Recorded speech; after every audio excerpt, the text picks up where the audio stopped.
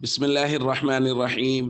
عن سفينة رضي الله تعالى عنه قال: كنت مملوكا لأم سلمة فقالت: أعتقك وأشترط عليك أن تخدم رسول الله صلى الله عليه وسلم ما عشت. فقلت: وإن لم تشترطي علي ما فارقت رسول الله صلى الله عليه وسلم ما عشت. فأعتقتني واشترطت علي. رواہ ابو داود۔ حضرت سفینہ رضی اللہ تعالیٰ عنہ فرماتے ہیں، میں حضرت ام سلمہ رضی اللہ تعالیٰ عنہ کا غلام تھا۔ انہوں نے مجھے کہا، میں تمہیں اس شرط پہ آزاد کرتی ہوں کہ تم جب تک زندہ رہو گے رسول اللہ صلی اللہ علیہ وسلم کی خدمت کرتے رہو گے۔ میں نے عرض کیا، اگر آپ یہ شرط نہ بھی لگائیں پھر بھی میں جب تک زندہ رہوں گا میں رسول اللہ صلی اللہ علیہ وسلم کی خدمت کرتا رہوں گا، آپ سے جدا نہیں ہوں گا۔ تو انہوں نے مجھے اس شرط پہ آزاد کر دیا۔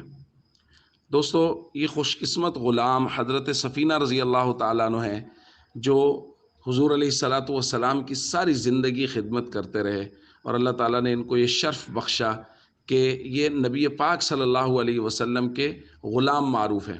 اور انہی کا وہ معروف واقعہ ہے کہ ایک جنگل میں قافلے سے بچھڑ گئے تو شیر آیا، تو انہوں نے شیر سے کہا کہ میں محمد کریم صلی اللہ علیہ وسلم کا غلام سفینہ ہوں اور مجھے قافلے تک پہنچانا تمہاری ذمہ داری ہے۔ تو شیر اپنی نگرانی میں ان کو راہ دکھاتا ہوا قافلے تک چھوڑ کے گئے۔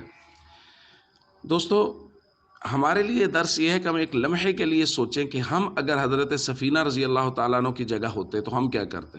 تو ہمارے اندر سے آواز آئے گی کہ بالکل ہم بھی ایسا ہی کرتے، ہم حضور کے ساتھ رہتے، ساری زندگی حضور کی خدمت کرتے۔ یہ آواز اندر سے آ رہی ہے، ہر شخص یہ سوچ رہا ہے اگر میں حضور کے دور میں ہوتا تو میں حضور کے ساتھ رہتا، حضور کی خدمت کرتا۔ لیکن ہمارا عمل اور ہمارا کردار اس کی سخت مخالفت کر رہا ہے، یعنی ہم فرائض اور ارکان اسلام پر پابندی نہیں کر رہے، اس کے مطابق زندگی نہیں گزار رہے، حضور کی سنت سے ہم کوسوں دور ہیں، 5 وقت کی نماز ہمارا پورا معاشرہ نہیں پڑھ رہا، اور حضور کے زمانے میں ساری زندگی حضور کی خدمت کرنے کے لیے تیار ہونے کا سوچ رہے ہیں۔ چونکہ وہاں صرف سوچنا ہی ہے نا، 24 گھنٹوں میں ایک آدھ مرتبہ سوچ لیا اگر میں حضور کے زمانے میں ہوتا تو میں تیر مار دیتا۔ بھائی، اللہ تعالیٰ قبول کرے اس جذبے کو، لیکن اس دور میں پیدا ہونے کے بعد کوئی عملی اقدام کرنا ہماری ذمہ داری میں شامل ہے یا نہیں ہے؟ اور وہ ہے، ذمہ لگایا ہوا اللہ تعالیٰ نے، فرض کیا فرائض اور ارکان اسلام، ان میں خاص طور پہ نماز۔ تو اپنی زندگی کو نماز پہ لائیں، فرائض اور ارکان اسلام کی پابندی کریں اور سنت کے مطابق زندگی گزارنے کی کوشش کریں۔ السلام علیکم ورحمۃ اللہ وبرکاتہ۔